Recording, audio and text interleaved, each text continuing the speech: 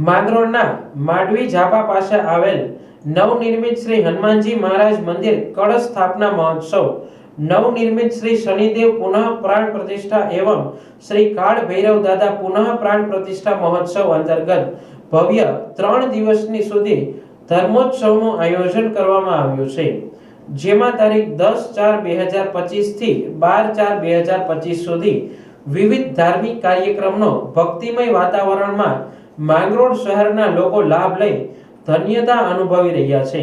ત્રણેય દિવસે મહાઆરતી, મહાપ્રસાદ, મહાયજ્ઞનું આયોજન કરવામાં આવ્યું છે। હવન યજ્ઞના મુખ્ય આચાર્ય શ્રી હર્ષદરાય લાભશંકર જોશી તથા યજ્ઞના આચાર્ય શાસ્ત્રી શ્રી શિવભાઈ આર ઠાકર દ્વારા વેદોક્ત શાસ્ત્રોક્ત વિધિ વિધાનથી પુનઃ પ્રાણ પ્રતિષ્ઠા કરાવશે।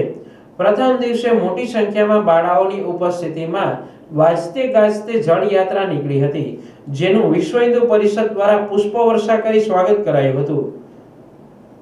તેમજ આવતીકાલે હનુમાન જન્મોત્સવના દિવસે રાત્રે મહાપ્રસાદ અને ભવ્ય સંતવાણીનો કાર્યક્રમ યોજાશે।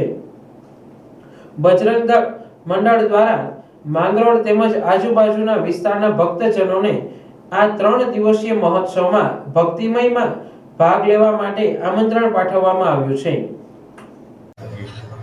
માંગરોળના માંડવી ગેટ પાસે આવેલા હનુમાનજી મહારાજ મંદિરના ત્રિદિવસીય ધર્મોત્સવની અંદર જો જોવામાં આવે તો પ્રથમ દિવસે ચૈત્ર સુદ 13ના દિવસે હનુમાનજી મહારાજ અને શનિદેવ મહારાજ તેમજ કાળ ભૈરવ દાદાની મૂર્તિ પુનઃ પ્રાણ પ્રતિષ્ઠા મહોત્સવના આ કાર્યક્રમની અંદર પ્રથમ દિવસે યજ્ઞ અને હવનના માધ્યમથી શાસ્ત્રોક્ત સ્થાપન કરવામાં આવેલું।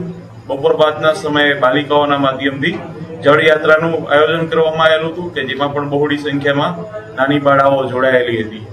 આજના દ્વિતીય દિવસે આપણે જ્યારે જોઈએ તો ખાસ તો એમની અંદર હોમ હવન અને જે ધ્વજદંત પૂજન તેમજ શિખર પૂજન માટેની વિધિઓ છે આ શાસ્ત્રોક્ત વિધિથી પૂર્ણ કરવામાં આવશે અને ત્યારબાદ આવતીકાલે એટલે કે હનુમાન જયંતિના દિવસે એ દિવસ દરમિયાન પણ હવનનું આયોજન થયેલું છે અને રાત્રિના સમયે સંતવાણીનો કાર્યક્રમ કરવામાં આવેલો છે। આમ જુઓ તો આ મંદિર નિર્માણની અંદર માંગરોળ શહેરના તમામ લોકોએ આર્થિક અનુદાન આપીને એક ભવ્ય મારુતિધામ પ્રકારનું હનુમાનજી મહારાજનું મંદિરનું અહીંયા નિર્માણ થઈ રહ્યું છે કે જેમાં તમામ લોકોનો સહકાર પણ મળી રહ્યો છે।